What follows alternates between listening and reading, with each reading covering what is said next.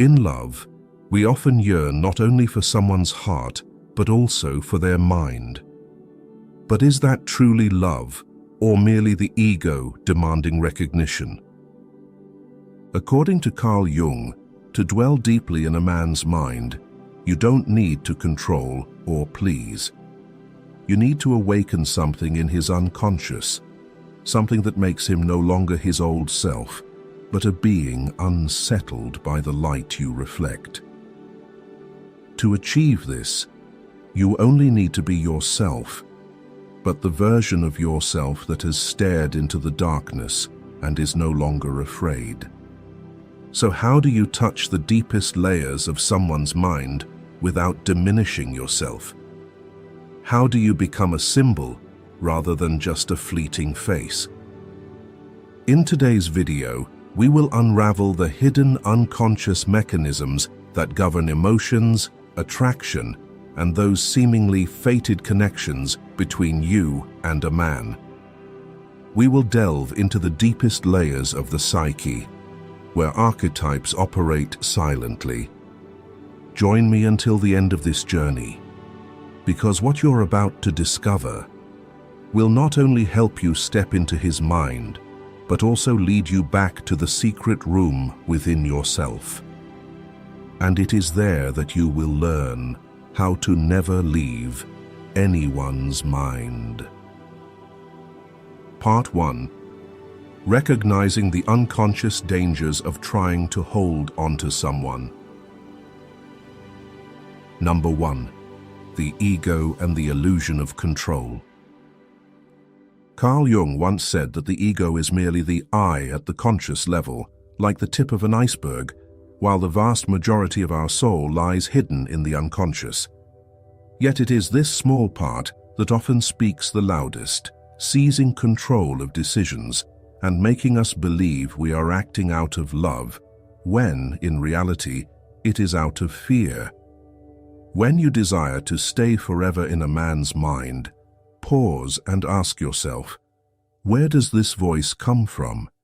Is it the heart seeking genuine connection, or is it the ego whispering, demanding control and recognition? The ego is like a bird trapped in a glass cage. It flaps its wings relentlessly, creating echoes and the illusion that it commands the entire room. But in truth, it is only thrashing within a confined space that it fails to recognize. When you try to control how a man thinks of you, attempting to leave a mark in his memory by pleasing, seducing, or even exhausting yourself with sacrifices, that is the ego screaming. It wants one thing only, to have its name etched in another's mind as proof of its existence, of its worth. But here's the problem. The more you try to control, the more you lose your true power. It's like grasping sand in your hand. The tighter you squeeze, the more it slips away. A man's mind is not a door you can force open with strength or cunning. It is a terrain where only what touches the unconscious can leave a lasting imprint. And the ego, living on the surface of consciousness, can never achieve that. Consider those dramatic love stories where a woman strives to control every detail, where he goes, who he talks to, constantly testing strategies to make him never forget her. At first, she might succeed. He thinks of her, but not out of love, out of pressure, discomfort, or even fear. It's like a song you hear on repeat until it becomes an obsession. Eventually, you no longer love the melody, you just want to turn it off. The ego creates the illusion that forced presence equals permanence. But the human unconscious never remembers what is imposed. It only engraves what truly stirs it. To illustrate, think about trying to control your dreams. With practice, you might influence a few details, but dreams largely flow from the unconscious, untamed. Similarly, you cannot program someone to remember you through logic or strategy. What you can reach, if you are authentic enough, is their deep unconscious. And that place never listens to the ego. Carl Jung emphasized that one of the ego's most dangerous traps is the illusion of control. When you cling to the thought, if I do this, he'll never forget me, you surrender all your energy to an exhausting game. Instead of fully living as your true self, you become an actor on a stage, constantly changing roles to please the audience. The problem is that the audience is never consistent. He changes, his emotions fluctuate, and you remain a puppet pulled by the fear of abandonment. The paradox is this: the more the ego seeks control, the more replaceable you become. A man will never truly remember a fabricated version of you because his unconscious knows it's just a mask. What lingers in his memory is not what you orchestrated, but the moments when you weren't trying at all, the times you were raw and authentic. Some presences don't require effort yet etch themselves deeply like a touch on the soul. Think about it. In your life, who has ever left you with that feeling?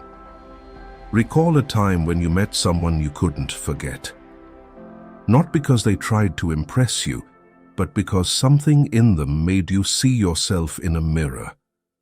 Perhaps it was a glance that made you feel exposed, a phrase that struck a hidden pain, or a moment of silence that felt utterly safe. Those things don't come from the ego, but from an unconscious resonance. And it is this resonance that makes someone linger forever in another's mind. Jung pointed out that the ego tends to equate love with possession. If he thinks of me, I am important. If I'm not in his mind, I am worthless. This is one of the ego's greatest deceptions. In reality, your worth doesn't depend on how long someone remembers you. It lies in how you've touched them. The ego seeks immortality by leaving a mark. But the soul is different. It seeks immortality by transforming the other. And you can only transform someone when you've dared to transform yourself. So instead of asking, how do I stay in his mind forever? Ask, what part of me craves this? Is it the call of love or the trembling of an ego afraid? When you answer that question, you'll see that what you truly need is not control, but liberation. Liberation from the illusion that love is measured by your presence in someone else's mind. Liberation of the other from the role of carrying your insecurities. And above all, liberation of your unconscious to resonate authentically with another. Number 2, anima, animus and projection. If the ego is the glass cage trapping us in the illusion of control, the projection of anima and animus is the mysterious mirror reflecting what we don't know about ourselves. This is the door through which many lose their way in love, believing they've seen the other when, in reality, they're only seeing a part of their unconscious. According to Carl Jung, every man carries an inner feminine image called the anima, and every woman carries an inner masculine image called the animus. These are not biological genders, but psychological archetypes. The anima embodies sensitivity, intuition, and emotion. The animus represents rationality, action, and purposeful strength. The trouble begins when we project these inner images onto real people, believing we've found our missing half. In truth, we don't love the person. We love the part of ourselves that hasn't yet come to life. Projection works like light shining on water. You think the reflection in the lake is the real sky. You might be so captivated that you want to dive in to touch the sky, but all you grasp is cold water. Countless relationships have crumbled for this reason. When the illusion fades, when the real person reveals their shadows, when disillusionment strikes, the love collapses. Not because the other became worse, but because we never truly saw them.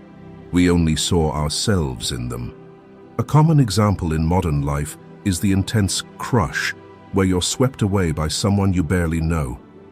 A smile, a few gestures, and you weave an entire story in your mind. He's intelligent, strong, will protect me, will bring me happiness.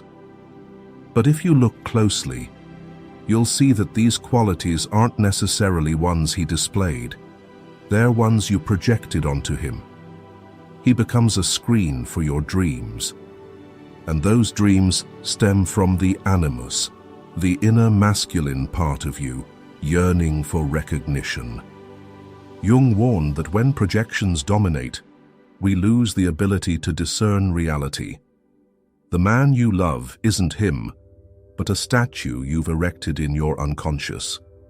And when that statue cracks, you fall into pain, feeling betrayed, though no one betrayed you. Only the illusion dissolved. This doesn't mean love is a lie. On the contrary, Jung saw projection as a necessary starting point for deep relationships. It's what draws us in, urging us closer to the other. But if we stop there, love remains an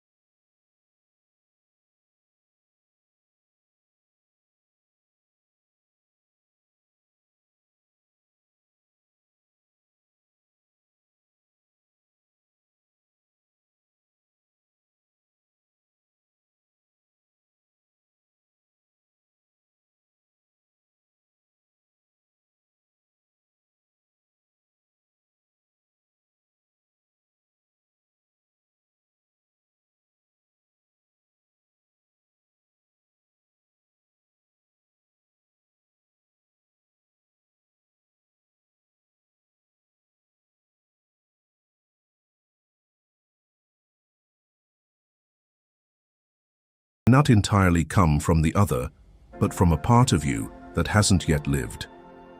The next step is integration, learning to accept and nurture the animus or anima within yourself instead of seeking it outside.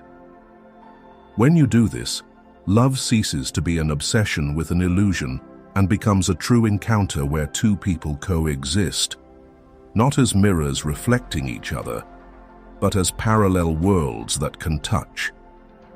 This is where the mysterious power to stay in someone's mind emerges, not because you are their dream, but because you've helped them see the darkness and light within themselves. You become an indelible mark, for no one can forget the person who forced them to face their soul. Part 2. How to touch his mind deeply and permanently. Once you've faced the unconscious traps, from the ego's craving for control to the projections of anima and animus, you'll realize that the harder you try to hold on, the easier it is to lose. So if clinging is not the path, how do you truly step into a man's mind, not just fleetingly, but forever? Let's continue this journey together, for the answer lies ahead. Lesson 1. Be a symbol, not a tool. In the previous section, we saw the power of anima and animus, how projection makes us fall in love with an illusion rather than a person. But if love cannot remain an illusion, what truly makes you etch yourself into a man's mind? Jung suggests a different path. Don't try to become a tool to hold on to him, but become a living symbol in his mind. For tools are easily replaced, while symbols endure. According to Jung, a symbol is not mere decoration, but a gateway connecting the conscious and the unconscious. When you exist in a man's life as a symbol, you don't just touch his surface thoughts. You activate a current in his unconscious, where the primal archetypes of humanity reside. In other words, you cease to be just a woman he met. You become a bridge for him to confront his darkness and light within. Think of a teacher or friend you can never forget, not because they were perfect or always pleased you, but because in a moment they became a symbol of something greater than themselves. Perhaps a symbol of courage when you were weak, of understanding when you were lost, or of truth when you lived in pretense. You don't remember them as an individual. You remember them as a symbol that changed you. And that is how you must exist in love if you want to be etched deeply into a man's mind. Sadly, many women choose the opposite path. They turn themselves into tools to cling to affection, becoming overly submissive, overly calculated, or overly accommodating. But a tool, no matter how refined, is only valuable while it serves a purpose. Once its purpose is fulfilled or its novelty fades, it is discarded. And then, being forgotten is inevitable. Worse still, becoming a tool distances you from yourself, like an actor playing a role so long they forget their true face. In contrast, becoming a symbol requires living authentically, without pretense or conformity. Jung called this individuation, the journey to become the fullest version of yourself. A woman who has reconciled with her darkness, dared to face her wounds, and lived in truth naturally radiates an energy that a man cannot ignore. He doesn't remember her for what she did for him, but for what she represents. A truth he hasn't dared to face, or a light he longs to find. A tool is like a note in a commercial song, catchy but fleeting. A symbol is like an ancient chord, perhaps unfamiliar at first, but the more you listen, the more it resonates in your veins. When you become a symbol, you touch the collective unconscious, awakening in him the timeless memories of humanity, the lover, the mother, the teacher, the guide. This is why some men, despite countless relationships, cannot forget a woman who made them confront their souls. One of my channel's followers once shared a story that perfectly illustrates the difference between a tool and a symbol. She recounted how, in a long-term relationship, she tried to be the perfect woman in her boyfriend's eyes. She always yielded, anticipated his desires, and tailored everything, from her appearance to her speech to her hobbies, to please him. For 3 years, she lived as a sophisticated tool, believing that the more she satisfied him, the more attached he would be. But paradoxically, he grew more distant, and one day, when they broke up, he moved on to someone else without hesitation. She was stunned, heartbroken, and felt she had never left a mark on his life. Yet, in that period of pain, she began to change. She started looking inward. When did I disappear to become a shadow pleasing him? She focused on herself, learning what she had always wanted to learn, trying experiences she had feared, daring to express the anger or sadness she had always suppressed. she gradually became a different version of herself. Whole, sharp, authentic. Years later, she ran into her ex at a friendly gathering. He looked at her strangely, unable to hide his fascination. Later, he texted her, "You've changed. I can't stop thinking about you since that day." Notice this. To become a symbol, you don't need to strain. On the contrary, you must let go of the ego's performances, abandon being a tool to please. A symbol is never born from effort. It arises from authenticity, from daring to live true to your essence, even if it means being misunderstood or unaccepted. As Jung said, the privilege of a lifetime is to become who you truly are.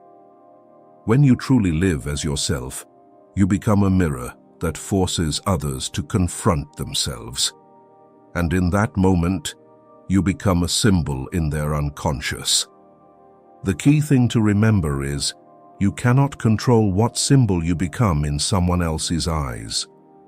One man might see you as a symbol of freedom, another as a symbol of challenge or darkness.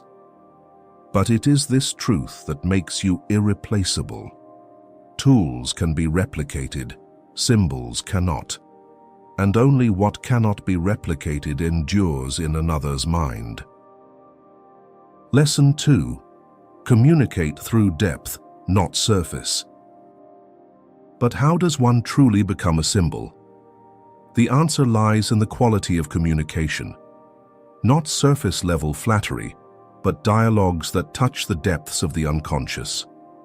Because what only reaches the ears is easily forgotten, while what touches the soul lingers forever. Carl Jung said that every person has unlit corners, deep layers no one has ever dared to ask about. When someone else dares to enter those forbidden territories with authentic presence, they instantly become irreplaceable. A man may forget countless small talks or thousands of flirtations, but he will never forget the moment someone saw his hidden fear or dared to touch a dream he never voiced. Surface communication is like swiping a finger across a phone screen, quick, convenient, and easily replaced by more captivating content. It satisfies instantly, but leaves an emptiness soon after. Deep communication is different. It's like a seed planted in the ground. It may take time to sprout, but once it takes root, it cannot be uprooted. This explains why brief conversations from years ago still haunt us today. They didn't stop at the surface. They sank into the soil of the unconscious. A friend of mine once experienced this during a business trip. He shared that, after missing a flight, he hurriedly boarded another, exhausted and indifferent to those around him. Sitting down, he realized the person next to him was a female colleague from another office, someone he only knew through a few work emails, with no particular impression. The flight lasted nearly 4 hours, and at first they exchanged only polite small talk about work. But once the plane settled, she turned to him and asked, "Have you ever felt like you're living a life that's not your own?" The question had nothing to do with work, nor was it flirtatious. It felt natural, as if he were speaking to himself. Yet it struck a deeply buried sentiment he had hidden for years. He froze, his heart racing, because that was the very question he had wrestled with in sleepless nights, but never dared voice. So, during that flight, they spoke about forgotten childhood dreams, the pressure to live up to family expectations, and the wrong turns they'd both taken. He was surprised by how open he became, as it was rare for anyone to touch the unspoken part of him like that. When the plane landed, they smiled, said goodbye, and went their separate ways, not keeping in regular contact afterward. But years later, whenever he thinks back, He vividly recalls her gaze and that unexpected question. Not because she was an exceptionally captivating woman, or because a secret romance unfolded, but because in those few hours she dared to communicate at a depth that touched the part of his soul no one else had seen. And that moment, his unconscious remembered forever. Such moments pass quickly, but in the unconscious, they smolder eternally. Notice how the simplest things often leave the deepest echoes. This is the essence of what Jung called communication through depth. It's not a technique or a trick, but the courage to be fully present as your true self, thereby awakening in the other the part they fear to face. Modern psychology confirms this. When a conversation evokes strong emotions or relates to personal identity, the human brain activates the region responsible for long-term memory. In other words, interactions that touch the true self are etched into the brain as part of the person's very being. This explains why those who connect with us at a deep level become unforgettable. Jung believed that we all crave such a connection, one that goes beyond words through presence, energy, and gaze.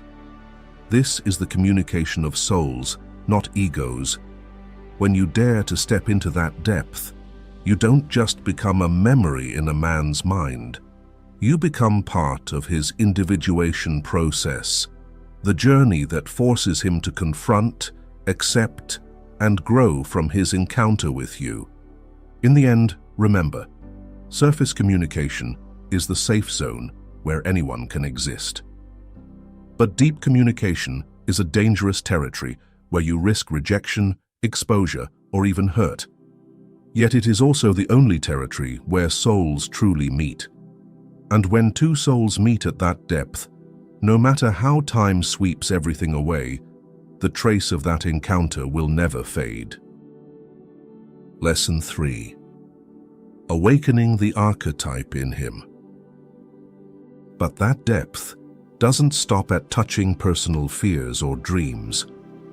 According to Carl Jung, when you truly step into someone's inner world, you can also awaken the ancient archetypes lying dormant within them. And in the moment those archetypes are stirred, you cease to be just a person in his memory and become a symbol tied to a primal force, something that cannot fade. Archetypes, as Jung described, are like immortal characters in an eternal play that we are all part of. The hero, the lover, the teacher, the mother, the betrayer, these images don't belong to any one person. They reside in the collective unconscious of humanity. When you activate an archetype in him, you inadvertently awaken a part deep within the history of the human soul. That's why such a connection is so powerful and unforgettable. Imagine you're not just talking to a man named A, but you're unknowingly touching the hero latent within him, the yearning to protect, conquer, or overcome challenges. Or you awaken the lover, the part that craves deep connection beyond mere physical attraction. Or perhaps you stir the wise man, the desire for understanding and meaning. When an archetype is awakened, you instantly become the key holder, the one tied to that experience in his unconscious. Think of it like a dormant volcano. On the surface, it seems like a lifeless mass of stone. But with a single spark, the primal power within erupts. Archetypes in the human psyche are similar. They can lie dormant for decades, waiting for a moment to be awakened.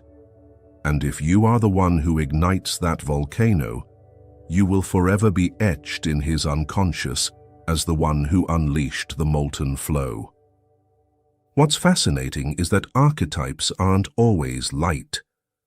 Sometimes you awaken the darkness within him, like the shadow warrior or the wanderer. For example, a woman once shared with me the story of her brief romance. She didn't intend it, but her rebelliousness and carefree way of living awakened in her partner a buried instinct for adventure. As a result, though their relationship didn't last, he couldn't forget her because she became a symbol of the wild freedom within him, something he had never dared to pursue. Jung would say, "You don't need to control which archetype is awakened. What matters is how authentically you live, and that authenticity will naturally touch the right archetype in his unconscious. If you're inauthentic, you create only a fleeting impression. But if you live true to your essence, the archetype within you will resonate, and once it resonates, it never fades." Modern psychology supports this view. When an experience touches the core symbols in the brain, it isn't just stored as a memory, it becomes part of the structure of identity. The man doesn't just remember you, he remembers himself in the moment you awakened an archetype within him. And that is the most enduring mark, because you've become part of his psychological growth. Think of the films, novels, or myths that have haunted you, not because the protagonist resembled you in real life, but because they awakened an archetype within you. Perhaps the hero you dream of being, or the wanderer you long to become. Love is the same. A woman can become a personal myth in a man's mind, not because she's perfect, but because she unknowingly activated an archetype that made him remember who he is or what he yearns to become. So how do you awaken an archetype in him? Not by memorizing strategies or scripts, but by daring to be fully present with your authentic energy. If you crave freedom, live freely. If you carry compassion within you, give it from a place of truth. The archetype will respond automatically, like a string vibrating when it hears the right frequency. And in the moment he resonates, you become etched in his unconscious, irreplaceable. In the end, remember, a tool lingers only in memory. A symbol is carved into the unconscious, but the one who awakens an archetype becomes part of a man's life journey. He may leave, he may love others, but he will never forget you, because you're not just a person in his life. You are a milestone in his awakening. Part 3. Individuation. Breaking free from the cycle of emotional dependency. Before we go further, if what I've shared is touching a hidden corner within you, please like and subscribe to join me on this journey of unlocking the mind through Jung's lens. Because right now, we're about to touch on the most crucial concept: individuation. The journey of freeing yourself from dependency to become a whole person. Emotional dependency is like being strapped to a carousel. When a man thinks of you, you feel lifted to the heavens. But when he leaves, you plummet into despair. And the cycle repeats, making you think it's love. In reality, it's an addiction to the feeling of being recognized, to existing in someone's mind to mask your fear of abandonment.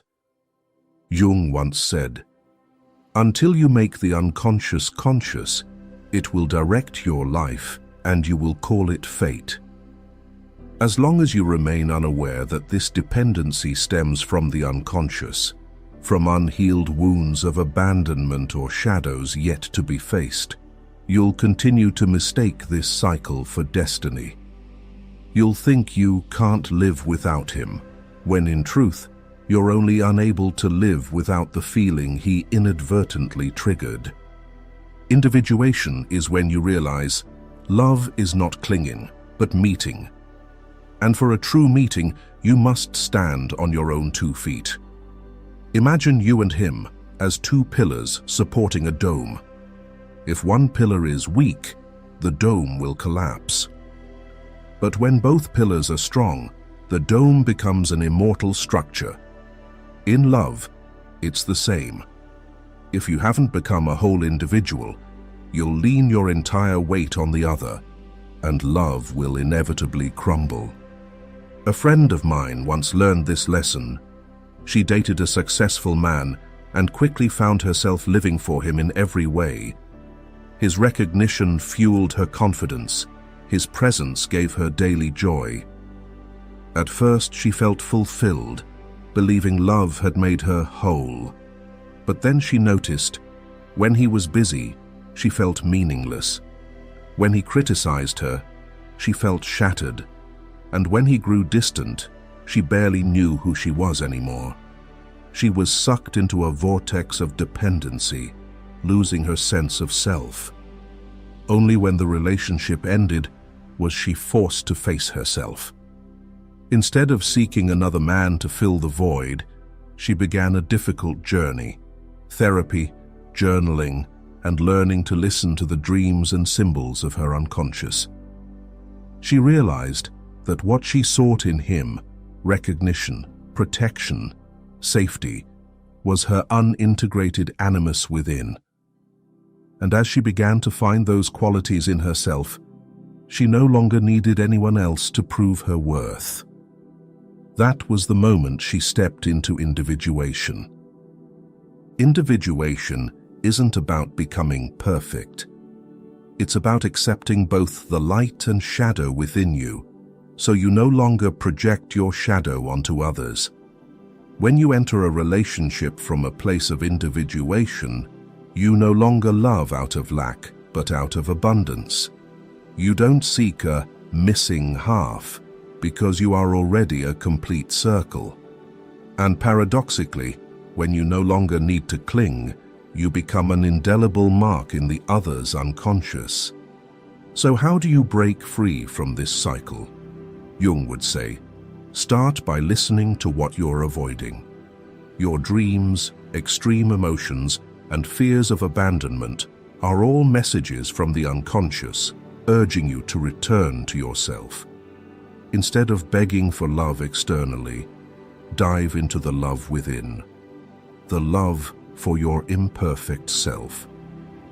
When you embrace it, you begin the journey of individuation. And then you'll discover a liberating truth. You don't need to stay forever in a man's mind to feel enough. But paradoxically, when you no longer need that, you exist in his mind enduringly. Because you're no longer a dependent shadow, but a living symbol. The one who reminded him of his journey to become himself. Love, through Jung's lens, is never just about two people. It's the journey of each individual with their unconscious, where light and shadow coexist. You don't need to stay in a man's mind to prove your worth. When you become your true, whole self, you are already an indelible mark. Remember, the deepest mark you can leave in someone's life is not a forced presence, but the transformation you ignite in them. And the greatest paradox is this: when you no longer crave to stay in someone's mind, you become an unforgettable part of them. Ultimately, this journey isn't just about loving another more deeply, but about learning.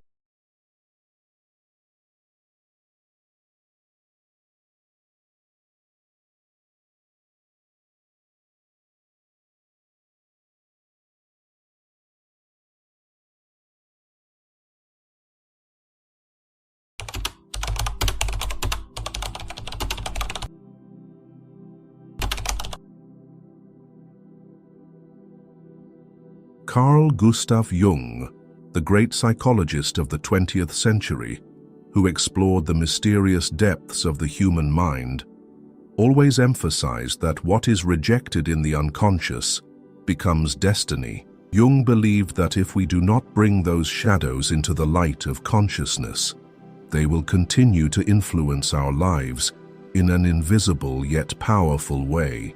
They infiltrate every relationship, every choice, even the smallest thoughts that we can hardly control. The behaviors we choose to tolerate whether consciously or unconsciously, do not merely exist on the surface, but penetrate deep into the subconscious, becoming a part of who we are. Jung warned that tolerance of toxic things is not a sign of kindness, but a surrender of control over one's life.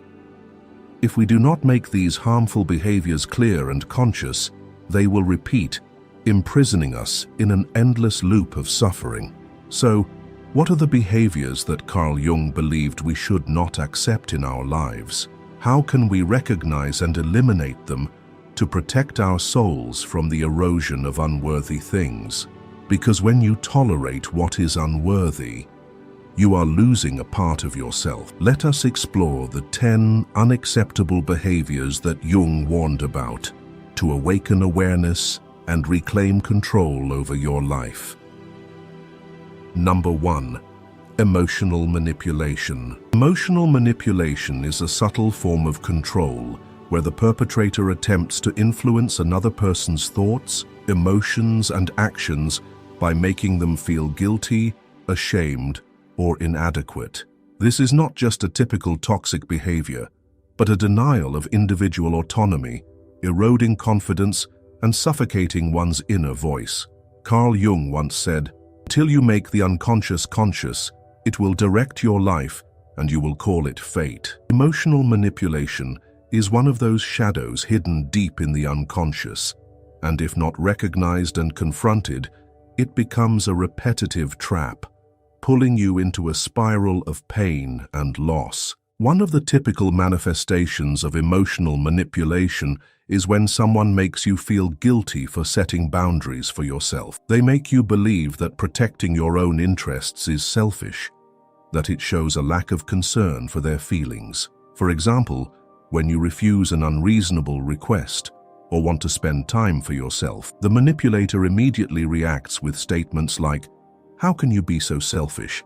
You never think about my feelings." Or, "Can't you see that I need you?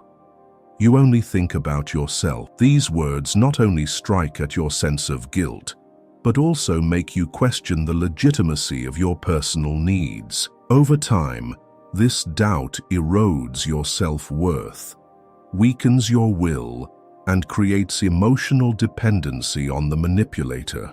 Carl Jung observed that when we allow others to manipulate our emotions, subconsciously, we are surrendering control over our inner world.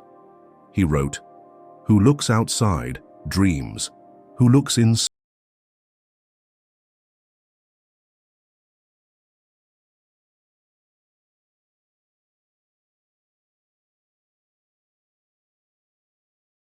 dependency," making us feel the constant need to please others for validation, while ignoring our own needs and values. To escape the cycle of emotional manipulation, the first step is awareness. You need to recognize when your emotions are being controlled, when someone's words are making you feel guilty without justification. Remember, your personal needs are legitimate, and setting boundaries is not selfish. It is a necessary act to maintain inner integrity. Carl Jung once affirmed, "The privilege of a lifetime is to become who you truly are." Escaping emotional manipulation is a journey back to your true self, restoring your confidence and reconnecting with your most authentic being. When you stop tolerating emotional manipulation, you are laying the foundation for a freer and more fulfilling life. No longer trapped in the cycle of guilt and shame, you will recognize your true value and walk confidently on the path of personal freedom. Because only when you liberate yourself from that invisible control can you truly take charge of your life. Just as Carl Jung always encouraged, wake up, confront the darkness, and find your inner light. Number 2. Gaslighting, emotional reality distortion.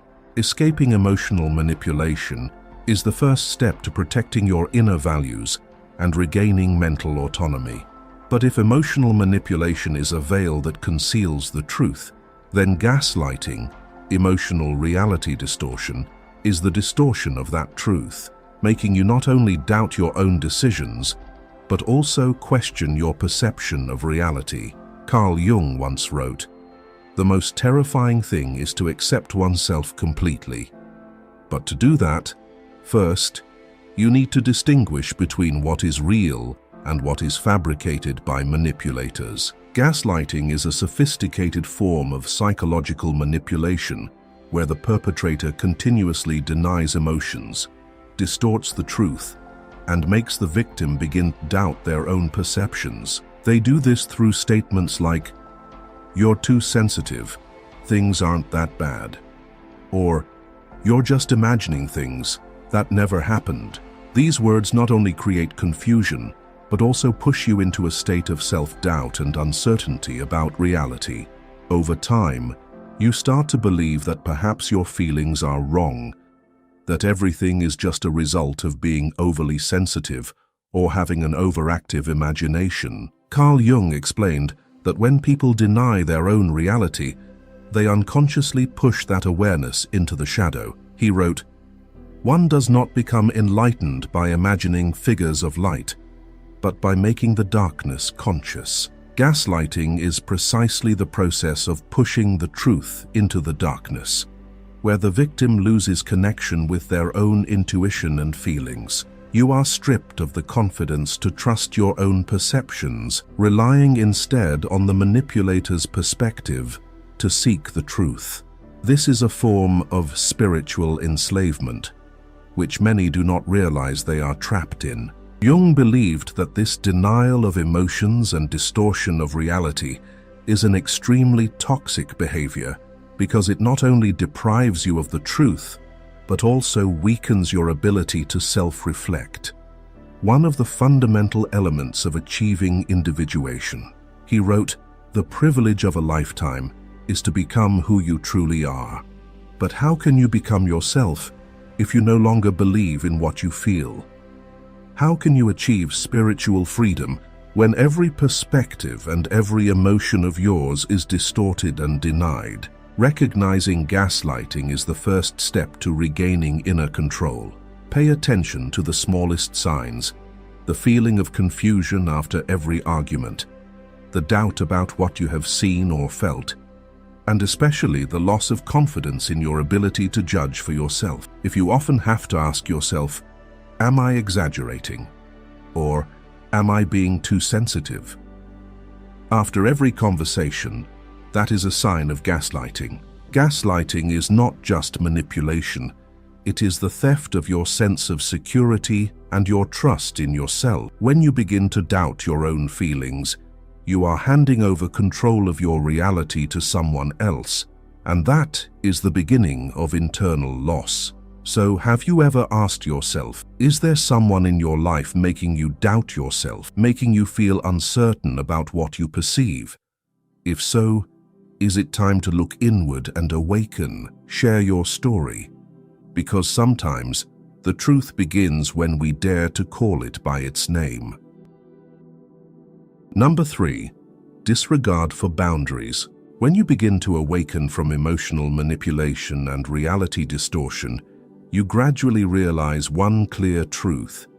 Personal boundaries are not just invisible lines, but fortresses that protect your inner integrity. However, there is one toxic behavior that Carl Jung particularly warned about: disregard for boundaries. If gaslighting is the distortion of perception, then disrespect for boundaries is the way others invade your personal space, bend your will, and intrude on your safe zones, turning you into the version they want instead of your true self. Carl Jung once said, "The healthy man does not torture others. Generally, it is the tortured who turn into torturers." Indeed, those who do not know or refuse to respect others' boundaries are often the ones who have never learned to protect their own. They view such intrusions as natural, as a way to assert power and control over others. You can clearly sense this behavior through signs like someone constantly interfering with your personal decisions, passing judgment on your life choices, or even demanding that you share every thought and feeling. leaving no space for privacy. Jung emphasized that if we do not set clear boundaries, we unconsciously invite others' shadows to invade our souls. Whatever is rejected from the self appears in the world as an event. If you refuse to protect your inner space, others will naturally step in and reshape it according to their will. Allowing others to cross your boundaries is not just a temporary compromise, it is a way of surrendering control over your life to someone else. This disregard for boundaries is not limited to romantic relationships. It often appears within families. A mother may walk into her child's room without knocking, read their personal diary, or control their relationships under the pretense of, "I just want what's best for you." Or a father may continuously pressure his child to follow a career path he chose, regardless of the child's true aspirations. These behaviors, even when disguised as love or care, are serious invasions of personal boundaries. Jung once affirmed, "Nothing has a stronger influence psychologically on their environment, and especially on their children, than the unlived life of the parent." Unfulfilled expectations of parents often manifest as control, bending the natural boundaries of their children, leading to long-lasting emotional scars. Recognizing the disregard for personal boundaries is not just an act of awakening, but a way to protect your essence from unconscious intrusion by others. Setting boundaries is not selfish, it is a declaration of control.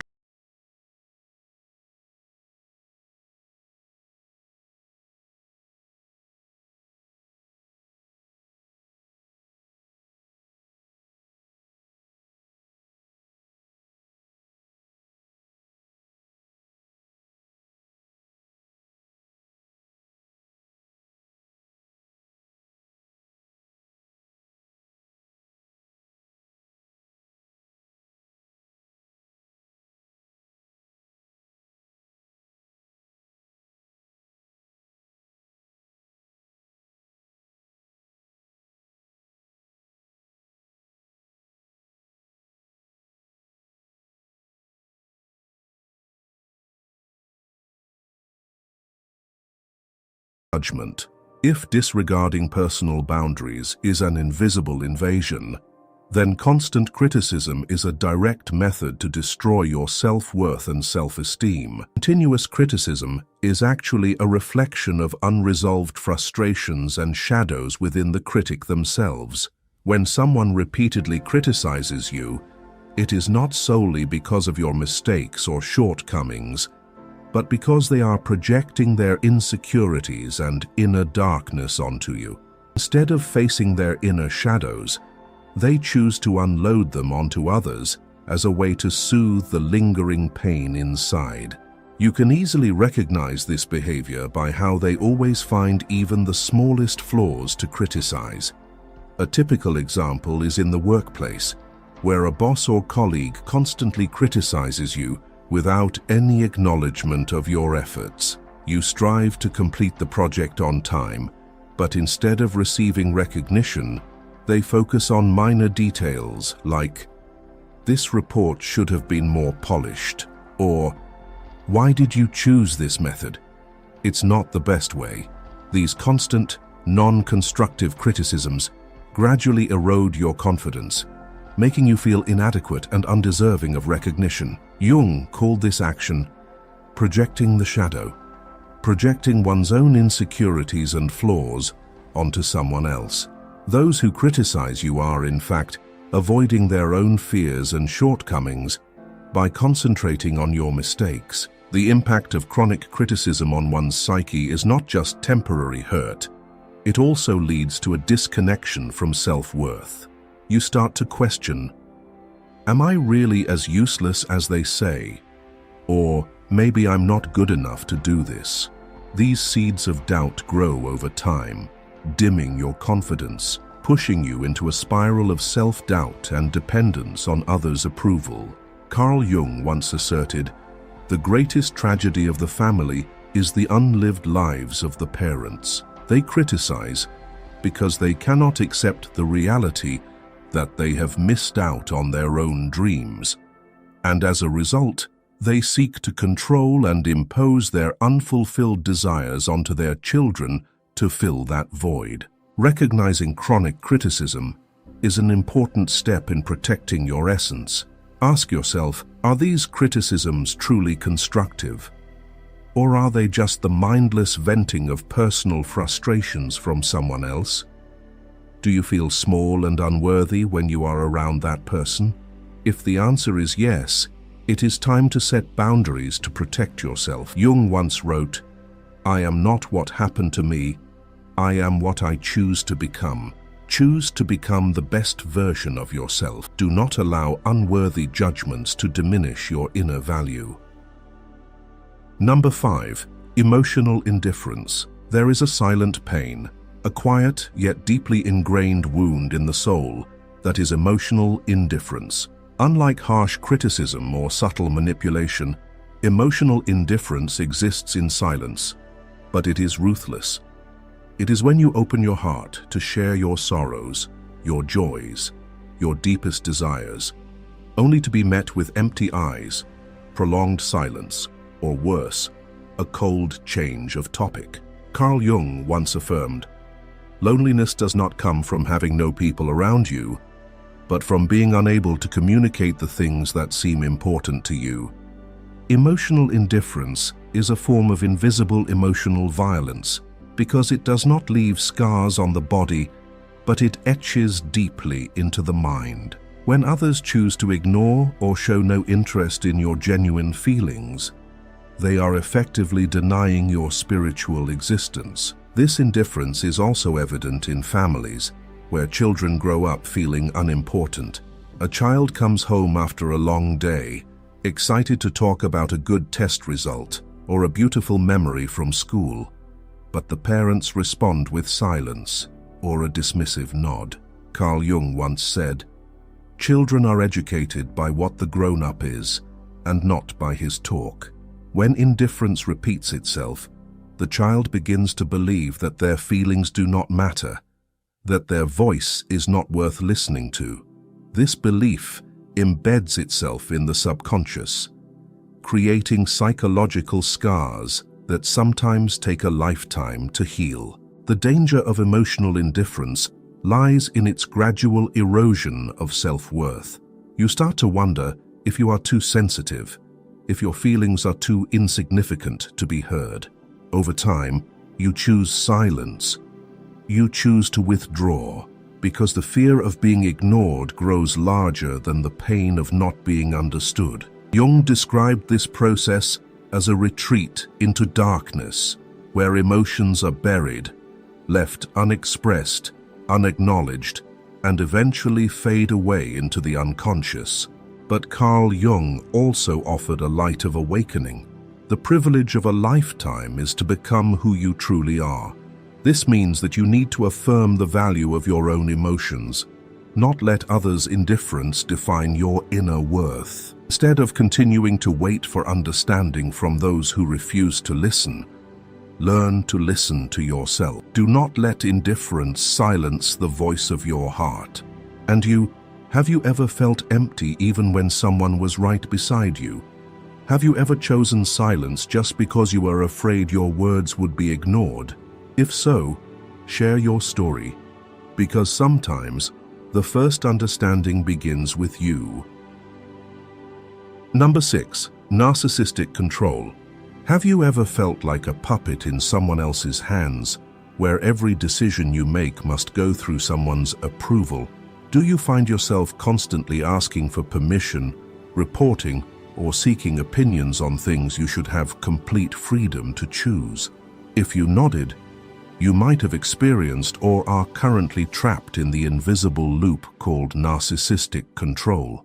This is a toxic behavior that Carl Jung warned about because it penetrates deep into the mind and takes away your freedom in a subtle yet violent manner. Carl Jung once said, "Where wisdom reigns, there is no conflict between thinking and feeling, but for those with narcissistic tendencies, that wisdom is replaced by a desire to control everything around them." They want to have authority over every decision you make, from the smallest details like how you dress or walk, to bigger choices like your career, your friends, or even your future. The frightening thing is that they do not express this control overtly, but disguise it under the masks of care, concern, or love. They might say things like, "I just want what's best for you," or "You should do it this way. I think it's the best choice for you." In reality, this is a way to manipulate your decisions, turning you into an extension of their narcissistic will. Another clear example can be seen within families, where parents with overwhelming expectations for their children unintentionally control every step they take. They decide what you should study, what job you should do, who you should be friends with, without ever asking if that is truly what you want. Nothing has a stronger influence psychologically on their environment, and especially on their children, than the unlived life of the parent. Jung once affirmed, "Parents control their children because they fear their children might repeat the mistakes they made, or worse, because they want their children to live out the unfulfilled dreams of their own lives." The danger of narcissistic control is that it erodes your confidence, gradually strips away your autonomy, and leaves you living as a faint shadow of yourself. You begin to accept giving up your personal desires, no longer resisting unreasonable demands for fear of displeasing the other person. And that is when you lose connection with yourself, living like a puppet under invisible control. Choose to become the strongest and most independent version of yourself, because no one has the right to control your life except you. Are you caught in the spiral of narcissistic control? Do you notice your freedom slowly eroding under the guise of love or concern? If so, it is time for you to awaken and reclaim control over your own life. Number 7. Passive aggression. Have you ever felt the atmosphere around you become so heavy and suffocating, even though there were no loud arguments? That's when words turn into hidden weapons, silence becomes punishment, and seemingly harmless sarcasm leaves lasting emotional scars. This is passive aggression, one of the most subtle forms of psychological attack that Carl Jung warned about. If narcissistic control is a visible form of constraint, passive aggression is the invisible way that locks you into self-doubt and internal conflict. Passive aggression often creates an invisible sense of shame in its victims, leaving them unsure of what they've done wrong, only feeling an intangible weight pressing down on them. Those who employ this tactic do not directly express their discomfort. Instead, they choose to be sarcastic, make indirect remarks, or maintain absolute silence to inflict harm. Every offhand comment, every fleeting glance, is like a hidden arrow aimed straight at your self-esteem. You can easily recognize this behavior in everyday situations. For example, when you share a small success, instead of congratulating you, they respond with a light but sarcastic remark. "Well, that's not bad, but if it were me, I probably would have done it better." Or when you make a mistake, instead of offering sincere advice, they just shake their head, sigh, and say, "It's fine, I didn't expect much anyway." The words are not direct criticisms, but each one is etched deeply into your mind, feeding feelings of inadequacy and unworthiness. In the workplace, passive aggression is also a common occurrence. Imagine you propose a new idea in a meeting. Instead of receiving constructive feedback, you are met with fleeting glances, a few sighs, or comments like, "Sounds interesting, but it's probably too ambitious to work." It's not an outright rejection, but it's enough to make you feel unacknowledged and disrespected. Over time, this gradually erodes your confidence, making you hesitant to speak up or share your ideas for fear of hidden judgment. So, how do you escape? this toxic cycle. First, you need to clearly recognize the signs of passive aggression. It is when you constantly feel tense, vaguely defensive, without knowing exactly why. It is when you begin to doubt yourself, questioning whether you are truly wrong or if your feelings are even worth being heard. The next step is to confront it directly. Instead of enduring in silence, learn to ask direct questions, demand clarity. Are you feeling upset about something? Tell me, I want to understand. This confrontation breaks through the passive shell, forcing the other person to express their true feelings, or at least making it impossible for them to continue hiding. Number 8. Disrespecting your inner world. Have you ever felt that your inner world is like a secret garden where your dreams, hopes, and truest emotions are nurtured? Yet, not everyone who steps into that garden does so with respect and understanding. Some, with words either careless or deliberate, not only dismiss, but also trample upon the flowers of hope, crushing the seeds of passion you have carefully planted. This is the manifestation of disrespecting your inner world, one of the toxic behaviors Carl Jung warned about. If passive aggression is silent destruction, then disregarding your inner world is the direct attack on what is most beautiful and authentic within you. Imagine you are eagerly sharing about a creative project you've been nurturing for a long time. But instead of receiving support and encouragement, the other person simply gives you a dismissive smile and responds, "Stop dreaming. That's not realistic." Or when you express your desire to pursue your passion in the arts, they scoff and say, "What good is art? Why not find a stable job instead?" Those words are like invisible blades, not only cutting away your belief in yourself, but also dimming the light of the dreams you once cherished. The signs of this behavior are not only in words, but also in actions. When you want to spend time writing, learning, or creating, they ignore or constantly interrupt you. When you try to share your feelings, they change the subject or show annoyance. They view what you hold dear as trivial, unworthy of attention, causing you to gradually withdraw, hiding what you love and desire. You begin to fear judgment, fear ridicule, and so you bury your dreams deep into the darkness of the unconscious. Carl Jung called this spiritual murder, because when the inner world is denied, we lose connection with our truest selves.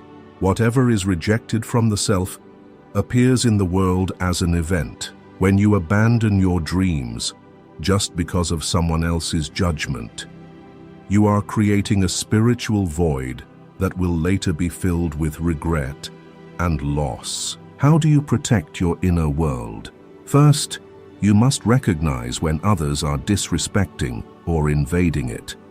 Do not let mindless ridicule extinguish the flame of passion inside you. Learn to protect your dreams as if they are precious treasures, because, as Jung said, the shoe that fits one person pinches another. There is no recipe for living that suits all cases. Your dreams are unique. They are special. Do not let anyone steal them from your hands. Are you hiding your dreams and desires simply because you fear judgment from others? Are you withdrawing because someone once told you that what you want is unrealistic? If the answer is yes, perhaps it is time for you to protect your inner garden, because that is where all the magic of life begins.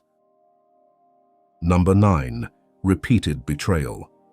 There are wounds that do not leave scars on the skin, but they are etched deeply into the heart and mind.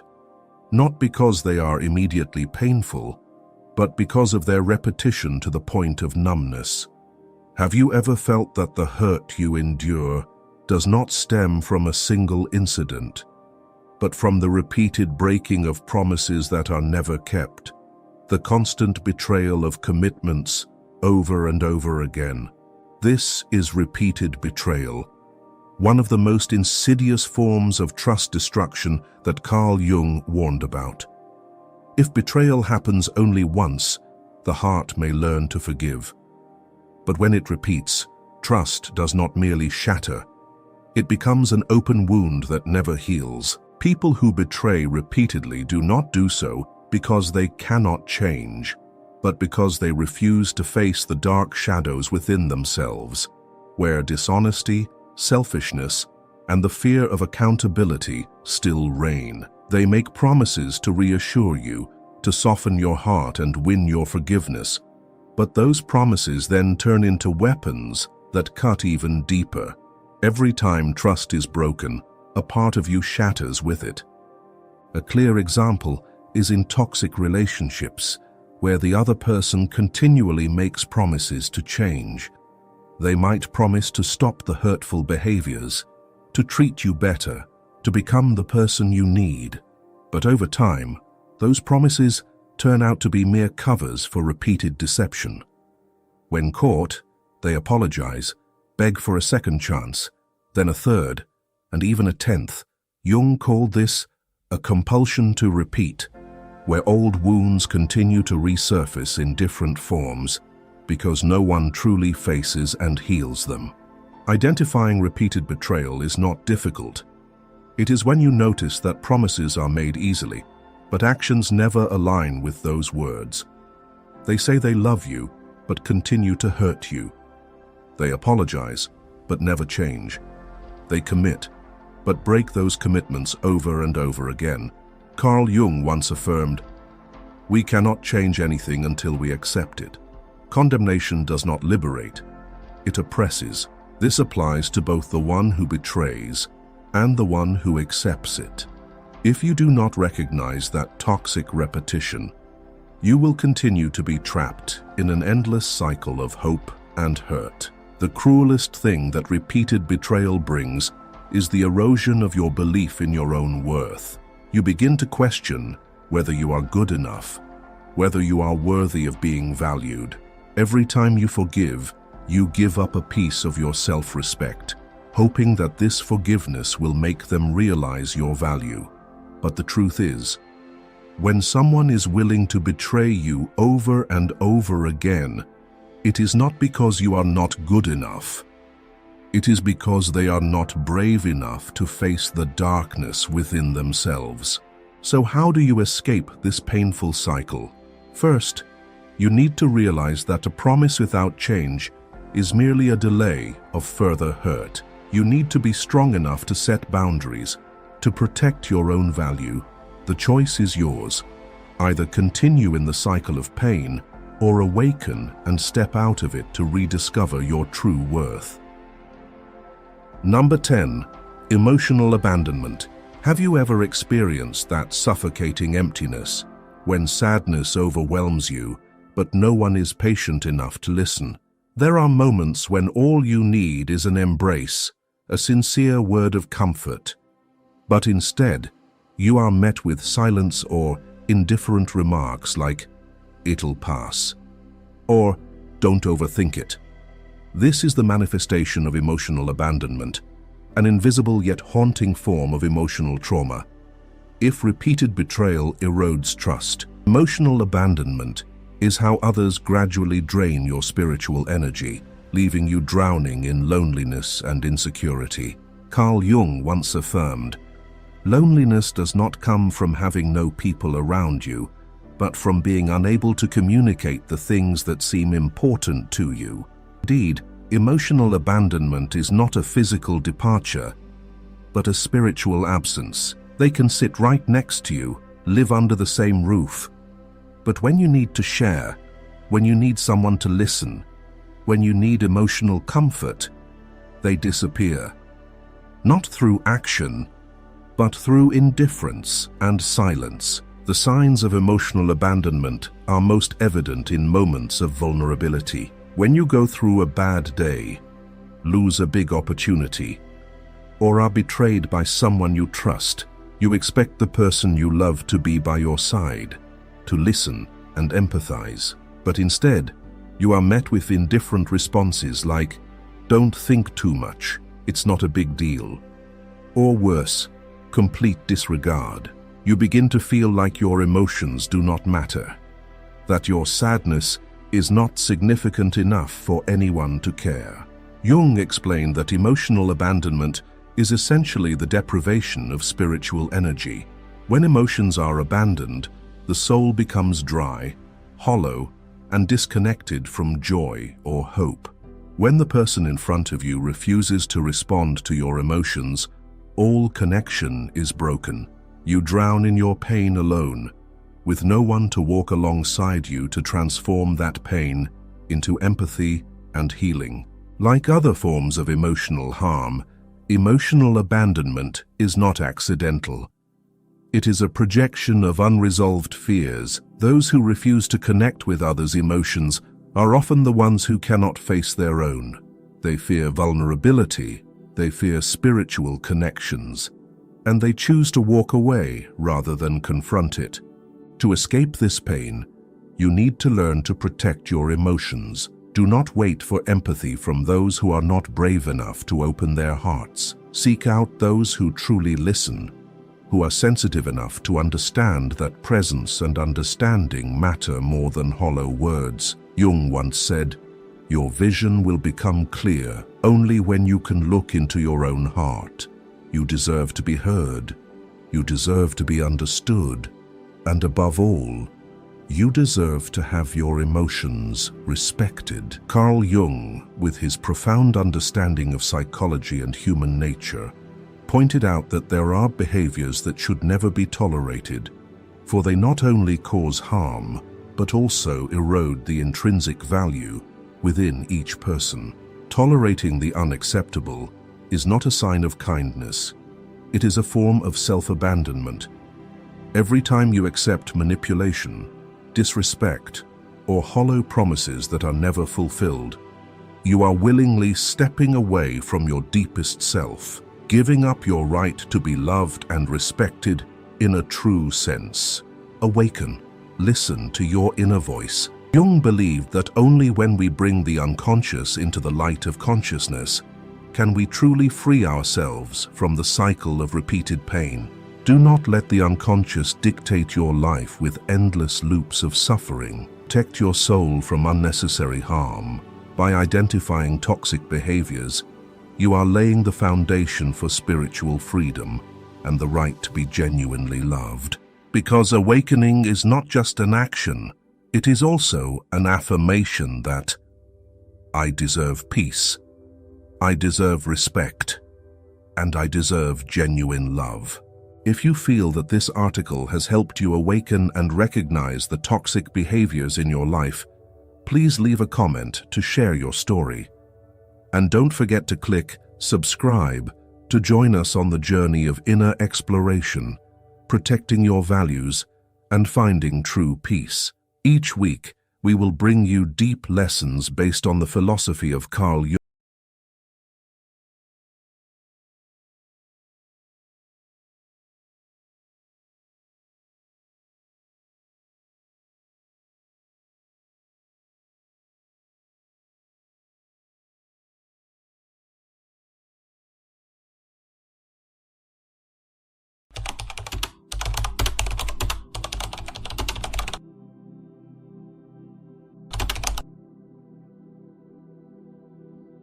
Have you ever wondered why some women carry in their eyes an invisible weight, a depth that the surface of their lives cannot explain? They are not like others. They are the ones who have had to become strong in silence, forging their armor not out of choice, but because there was no other path. Jung believed that the deepest wounds often awaken ancient forces within the soul. In the darkness, where no one sees, the sleeping archetypes are stirred. The wise woman, the wounded healer, the silent hero. Every scar, every moment of stillness, every unwitnessed battle becomes a doorway to a new wholeness. In this video, we will explore 9 markers, soul characteristics shaped when a woman must stand firm on her own. These are not mere surface traits, but the signatures of the soul, etched deeply through pain and rebirth. And if you stay until the end, you may realize you too carry some of these markers in your heart. Not to see yourself as weak, but to recognize the quiet strength within you as part of a shared journey of women who have transformed pain into light. Mark 1. Intuition that pierces through masks. There is a kind of sense that does not fall within the 5 senses science often speaks of, yet it determines a woman's safety and inner growth. Intuition. For women who have had to become strong alone, intuition is not a gift bestowed upon them. It is a survival tool sharpened by pain. It is like an invisible blade cutting through the masks of society, the sweet but hollow words, the smiles devoid of sincerity. Carl Jung believed that the collective unconscious holds the survival experiences of humanity across thousands of years. When a woman is thrust into circumstances where she has no one to rely on, she is forced to tap into this deeper layer. Her intuition is not a vague hunch, but the voice of the collective unconscious rising to warn, protect, and guide. Jung called this a connection to the primal,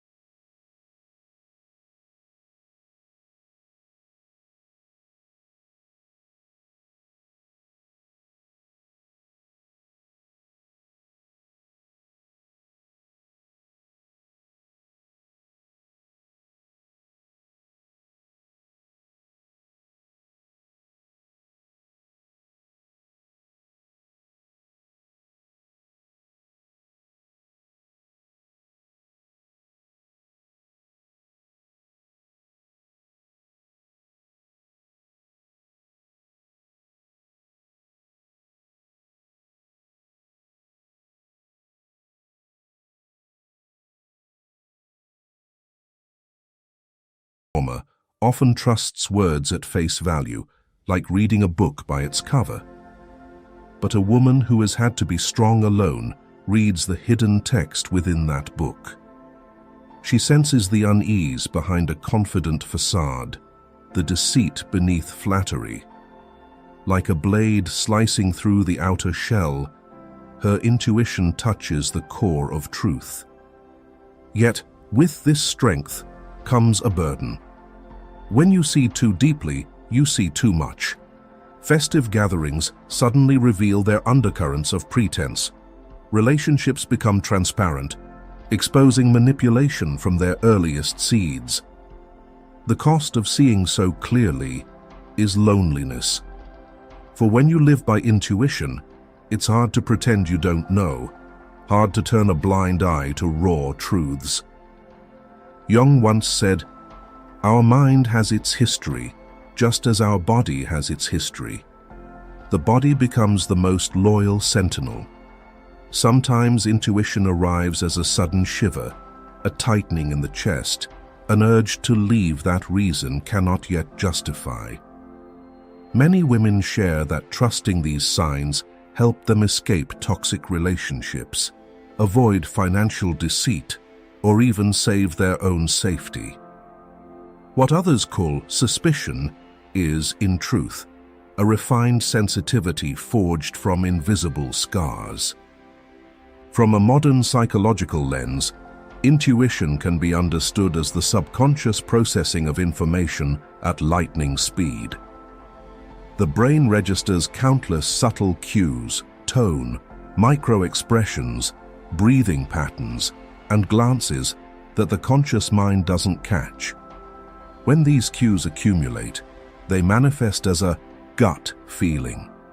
For women who have had to stand alone, this ability is not just instinct. It is a second language of the soul. This sharp intuition is the first marker and the foundation for all they become thereafter. It keeps them safe, helps them discern what is worthy, and most importantly, restores their trust in themselves. When a woman learns to honor her intuition, she no longer lives in a world constructed by others. She lives in a world where truth is felt from its very roots.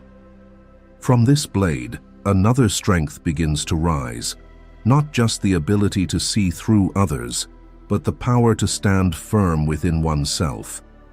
And as this inner confidence takes shape, it manifests as a very particular kind of power, silent power. Mark II, silent power. Carl Jung called this the central authority. It is not power granted from the outside, not strength derived from status or titles, but a force born when one touches the authentic core of their being. When a woman endures loss and faces unwitnessed silences, she learns to rise from within. With no one to lean on, she leans on herself. From this self-reliance, a quiet, unshakable power is born. This silent power is like the presence of a mountain. A mountain does not need to roar to prove its majesty. It simply stands, immovable, commanding acknowledgement of its grandeur. A woman who has been abandoned, who has walked through darkness, carries this mountain-like presence within her. She does not need to argue to be believed or shout to be heard. The calm in her eyes, the quiet certainty in her steps, is enough for others to sense. This is someone not easily subdued. In reality, you can feel this silent power. It's the woman who enters a room and shifts the atmosphere without saying a word. It's the colleague who rarely joins debates, but when she speaks, everyone pauses to listen. It's the friend whose presence makes you feel you cannot lie or pretend, as if her very being is a mirror exposing all that is hidden. Jung believed that when someone experiences abandonment or loss, they are forced to find their deepest self. This is a crucial step in individuation, the process of breaking free from societal dependence to become a distinct being. A woman who has had to stand alone is a living testament to this.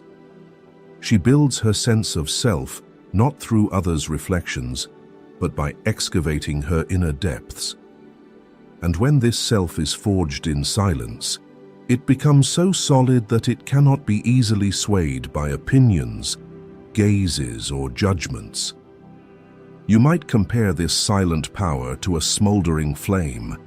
It does not flare up to draw attention, but it never goes out. It burns within her, giving her steps certainty, her decisions resolve, and her existence an authority that needs no permission.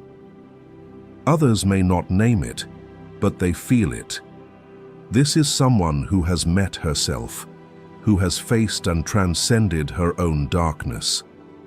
Yet this very strength can sometimes unsettle others. Society is accustomed to women who are gentle, accommodating, and seeking approval. When faced with a woman who needs none of that, many feel challenged. But this is precisely what sets her apart.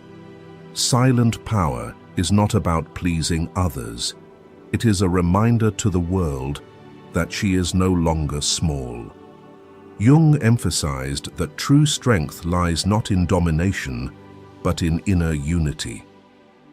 When you are no longer torn by conflicting desires, to be loved yet fearing abandonment, when you dare to stay with your true self, you emanate a unique energy. Others may call it presence, but in truth, it is the mark of a soul far along the path of individuation. And perhaps what makes silent power so compelling is this. It is not loud, not ostentatious, yet it touches the primal respect within others. It's as if a quiet voice within them whispers, "This is someone who has conquered themselves." Mark 3. Knowing how to be alone without breaking. Silent power enables a woman to stand firm in the outer world. But there is a harsher challenge, the inner world. Not everyone dares to sit with themselves in the thick, endless voids, where there is no noise, no distraction, only the echoes of their deepest self. For a woman who has had to become strong alone, this silence is no longer a punishment. It becomes a companion. Carl Jung once said, "Loneliness does not come from having no people about one, but from being unable to communicate the things that seem important to oneself." In the darkness of solitude, this woman learns to face the neglected parts of her soul, what Jung called the shadow. Many fear being alone, terrified that the emptiness will swallow them. But for her, that emptiness becomes fertile ground where the seeds of self-awareness are sown. Imagine a room lit by a single candle. At first, the silence is terrifying. You hear your heartbeat, the rush of thoughts in your mind, and old wounds returning like ghosts. But when you dare to stay, when you no longer flee, you realize the darkness is not a threat. It becomes the backdrop that makes your candle burn brighter. This is the strength of a woman who can be alone without breaking. In reality, many women, after a heartbreak, throw themselves into busyness or new relationships to fill the void. But some choose to stay still. They do not rush to fill the emptiness. They sit with their sadness, allow it to exist, and listen to its whispers. In this process, they discover a truth. Loneliness does not kill them. It teaches them a strength no other place can offer. What about you? Have you ever faced a time when you had to sit with your own solitude? If so, share what you learned, for sometimes writing it down not only releases, but also reveals the strength already formed within you. In psychological terms, the ability to be alone without despair is called emotional resilience. A woman who has had to rise alone develops this naturally. She learns to sit with dark thoughts without being consumed, to face painful memories without letting them define her future. Jung called this the rite of passage for the soul, a sacred journey where solitude becomes the bridge to spiritual maturity. The difference lies here. Instead of letting loneliness spiral into panic, she turns it into meditation. Instead of fighting the emptiness, she makes it an inner sanctuary. Instead of fearing the dark, she learns to converse with it. Others may see her as too detached, but in truth, she is forging the most intimate relationship with herself. Jung said true maturity comes when one can be alone without being lonely. This is not isolation, but reconciliation with oneself. From this point, a woman steps into a new form of love, a love no longer based on trade-offs, but rooted in the self-respect of her own soul. Mark 4. Love with boundaries. When a woman has learned to be alone without breaking, she steps into another phase of her journey toward maturity, learning to love without losing herself. If solitude taught her to befriend the darkness, then love teaches her to set boundaries to preserve her own light. Carl Jung warned of the shadow side of the mother archetype. when love becomes endless sacrifice, when a woman gives until she is depleted, left with nothing to nurture herself. For centuries, society has glorified this image, leading many women to believe that true love equates to self-erasure. But through her wounds, a woman is forced to realize love is not self-destruction, but an act of preserving the soul's wholeness. This is the shift from dependent love to conscious love. In dependency, we love to be validated, to fill voids, to escape the fear of abandonment. But when a woman has learned to nurture herself, love becomes a choice, not a clinging. She sets clear boundaries. She can give deeply, but never her very soul. In practice, this manifests in specific actions. Before, she might have silently endured unfair treatment, haunted by the fear, "If I resist, I'll be abandoned." Now she dares to say no when her limits are crossed. She no longer stays in relationships just to prove her worthiness of love. Instead, she chooses to walk away if it means protecting her peace. Jung emphasized that true love begins with a connection to the authentic self. When a woman has touched her true self in the darkness, she no longer seeks love as salvation. She seeks it as a meeting where two whole souls, mutually respectful, illuminate each other. This is love that does not require sacrifice to prove itself, but shines through freedom and wholeness. Imagine love as a garden. Before, she might have tilled her soil to exhaustion, planting flowers solely for others. Now, she learns to keep a fertile patch for herself. From that soil, flowers bloom naturally, sharing their fragrance with both without force. Love with boundaries does not make her selfish. It makes her sustainable. For only when she is nourished can she love deeply and healthily. Importantly, each boundary she sets is not a wall, but a door. Those who respect her may enter. Those who do not cherish her are naturally excluded from her sacred space. This makes her love qualitative, not a blind exchange, but a meeting of souls. When Jung spoke of individuation, he stressed that one must learn to harmonize without dissolving. A woman who loves with boundaries embodies this. She can immerse herself in love, but never vanish into it. She loves, yet remains herself. From this inner freedom, she steps into the next marker, resilience without becoming a victim, turning pain into wisdom rather than chains that bind. Mark 5. Resilience without becoming a victim.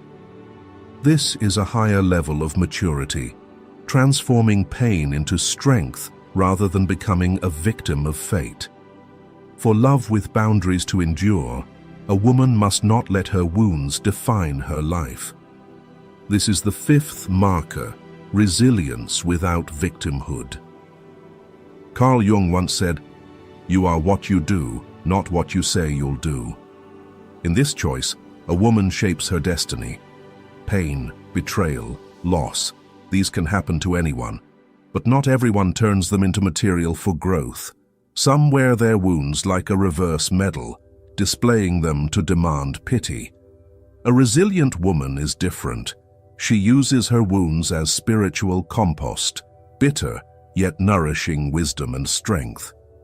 Research shows that after enduring trauma, people not only recover, but develop new qualities: deeper gratitude, broader perspectives, and stronger empathy. A woman who has had to be strong alone embodies this phenomenon. She does not deny her pain,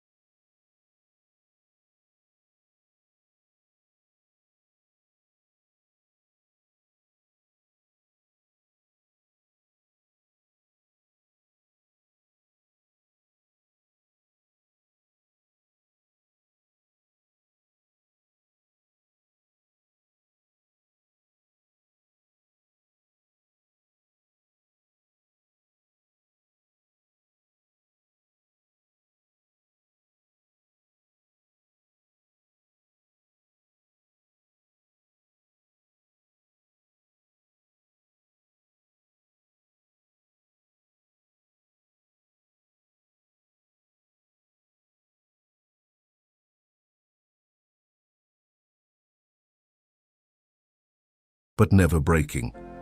A resilient woman dares to cry, to hurt, to acknowledge her wounds, yet she does not stay trapped in them.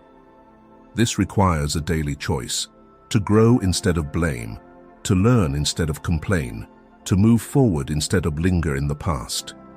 Often, no one sees or applauds these choices, but these quiet decisions forge the steel in her soul.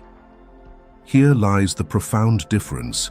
A victim asks, "Why did this happen to me?" A resilient woman asks, "What is this teaching me?" That question opens the door to transformation. From this foundation, she steps into the next marker, complete independence, emotionally and practically. This is the next stride toward becoming a whole self. At this point, we've journeyed through half of the markers, 5 steps transforming pain into strength. Thank you for walking with me this far. If this resonates with you, a like or subscription will keep you with us for the rest of this journey, where deeper discoveries await. Mark 6. Emotional and practical self-mastery. When a woman no longer allows herself to be confined to the role of victim, she ascends to a new level, becoming the self-reliant center of her own life. Carl Jung believed a mature self is one not swayed by illusions, not dependent on external validation, but standing firm like an axis, orchestrating every facet of existence. A woman forced to be strong alone has unwittingly honed this ability. When the outside world offers no support, she becomes her own anchor. In practice, this self-mastery appears in both small tasks and monumental decisions. One subscriber shared that after her divorce, she realized she had never managed her finances. Her husband had controlled everything. Initially overwhelmed, even terrified, at the prospect of providing for her family alone, she chose not to sink into helplessness. She learned to budget, plan long-term, and build new stability. Years later, not only was her financial life secure, but her emotions had transformed. She no longer panicked about the future, but trusted her own capabilities. Emotional self-mastery is equally vital. Before, when sad or anxious, she might have sought comfort by clinging to others, hoping for someone to save her. But after learning to sit with her emotions without collapsing, she becomes her own inner mother. She soothes her own pain, celebrates her own successes, and balances herself without relying on others' reactions. Jung called this the internalization of the parental archetype, learning to provide the emotional support once craved from others. Imagine a lighthouse standing firm amidst a stormy sea. It cannot stop the waves, but can shine its light for itself and others seeking a path. A self-mastered woman is like this. She cannot control life's turbulence, but can control her response. In a chaotic world, this stability becomes an irreplaceable beacon. This does not mean she shuts others out or refuses help. On the contrary, self-mastery allows her to connect freely. No longer needing someone to fill voids or define her worth, she enters relationships from a place of wholeness. She loves not out of lack, but from a desire to share. She connects not out of fear of loneliness, but from joy in companionship. This subtle difference transforms the quality of her life. Jung said, "Wholeness is not achieved by cutting off a portion of one's being, but by integration. Wholeness comes not from rejecting weakness, but from weaving it into a unified self." A self-mastered woman does not deny her past fears or vulnerabilities. She chooses not to let them rule her. Instead, she integrates them into her broader self. a person who can weep and rise again. This independence can unsettle others. Society expects women to need saving or protection. But a woman at this marker needs no savior. She becomes her own center. Paradoxically, it is then that she is truly ready to share her life without losing herself. Mark 7. Strength without an audience. Emotional and practical self-mastery has made a woman the center of her own life, but the journey does not end there. There is a deeper strength, one that is quiet, unassuming, and often unseen by anyone but herself. This is the 7th marker, strength without an audience. Carl Jung once wrote, "The privilege of a lifetime is to become who you truly are." The greatest privilege of life is to become your authentic self. To achieve this, one must accept that the most profound victories often occur in silence, without spotlights or applause. A woman who has had to be strong alone understands this better than anyone. In reality, many falter without recognition. They need praise to persist, validation to feel worthy.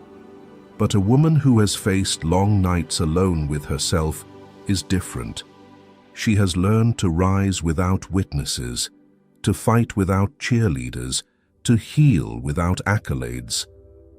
These invisible victories are what truly shape her strength. Picture a seed sprouting underground. No one sees it pushing upward. No one observes its roots seeking life. Yet, in that darkness, silent growth unfolds. So it is with a woman. The times she chooses forgiveness over resentment, resilience over surrender, perseverance over giving up, these are triumphs without an audience. But they are what make her an unshakable being. Pause for a moment and ask yourself, if all eyes disappeared, if no one witnessed you, would you still walk your path? Your answer reveals where your true strength lies. I recall Fiona's story from Texas. She endured a prolonged depression after a devastating loss. No one knew of the evenings she battled thoughts of giving up. Outwardly, she went to work and cared for her family like anyone else. But within, she fought her inner darkness daily. As she emerged, she realized, true strength isn't proving to the world you're fine. It's persisting in survival, even when no one knows. Jung called this the embodiment of the inner hero, the archetype of one who crosses the desert of the soul, guided not by external light, but by a small, steadfast flame within. A woman who has been strong alone is a living embodiment of this archetype. What's remarkable is that this strength without an audience is neither cold nor austere. It carries a deeply human quality. A woman who has fought silent battles often becomes more profound and humble. She doesn't need to recount her struggles for pity or flaunt them for praise. This quietness makes her strength pure, like an underground river, unseen but nourishing an entire landscape. This silent strength may go unrecognized by others, unaware of the journey she's traveled. But to her, that doesn't matter. The greatest validation comes from within, knowing she has survived her darkest nights, knowing she chose to keep going when surrender was easier. That recognition is enough. Mark 8. Forgiving without repeating the harm. Silent strength enables a woman to stand firm without an audience, but her journey remains incomplete without mastering another art, forgiveness, not a careless absolution nor blind indulgence. This is the 8th marker, the ability to forgive without repeating the harm. Carl Jung said, "One does not become enlightened by imagining figures of light. but by making the darkness conscious. Enlightenment comes not from pretending all is well, but from facing and understanding the darkness. Forgiveness in the Jungian sense is similar, not denying others' wrongs, but acknowledging the wound, learning its lesson, and choosing to move forward without being trapped. In reality, many women fall into two extremes, clinging to resentment or forgiving only to be hurt again.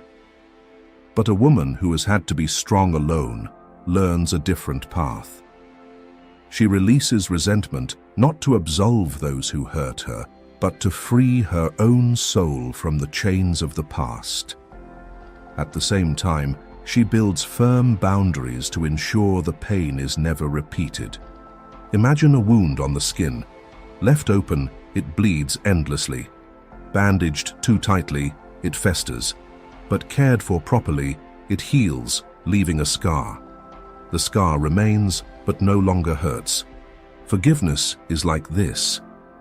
It transforms pain into an integrated memory, part of you, but no longer in control. Jung believed that each time we integrate the shadow, we reclaim power from the unconscious. When a woman learns to forgive with boundaries, she masters another part of her darkness, the darkness of resentment, the darkness of revenge. From this, she emerges lighter, wiser, stronger.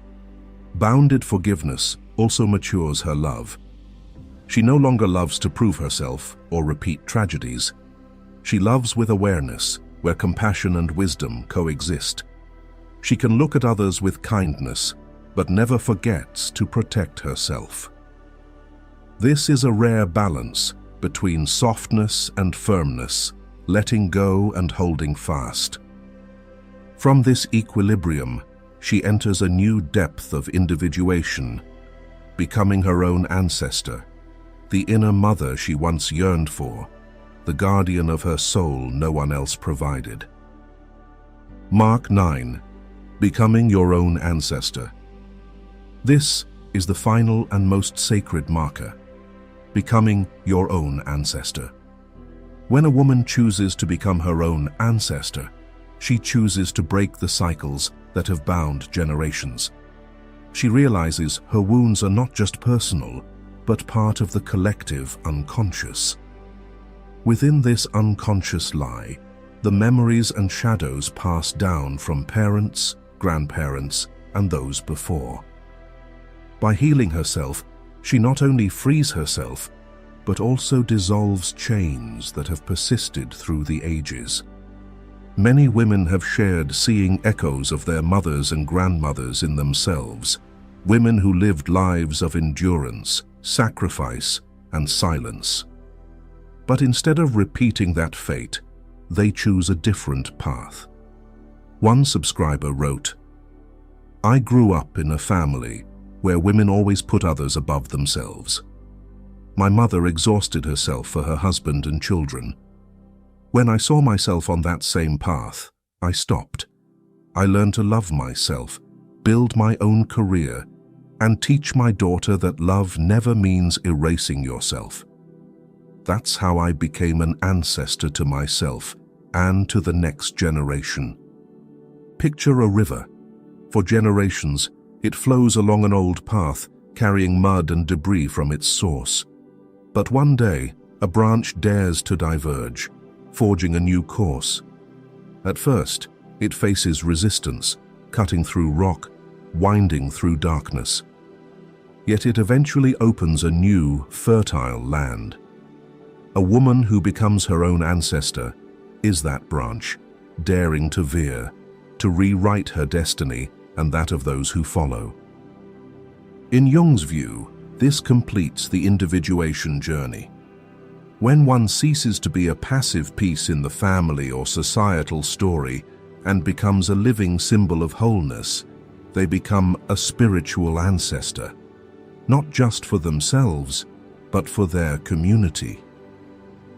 Each courageous act of breaking old cycles paves the way for others to follow. This is not just philosophy, but is vivid in daily life. A woman who leaves a toxic marriage not only saves herself, but signals to her children that safety and dignity outweigh the facade of a happy family. A woman who pursues a career or speaks up not only chases her dreams, but also becomes a beacon for the next generation to be themselves. As this journey closes, what lingers is not a list of markers, but a subtle shift in how you see yourself. You don't need a grand event to prove your strength. Each day, through small, consistent choices, you quietly reshape your destiny. True transformation is not loud. It happens in ordinary moments. How you speak to yourself, how you move past an old fear without self-judgment, how you let your heart open while standing by your side. This is the core of Jung's philosophy, returning to the authentic self, living not as a reflex of the past, but as the captain of the present. If there's one thing to carry from this video, let it be a simple commitment. From today, I will treat myself as someone I am responsible for loving and guiding. The rest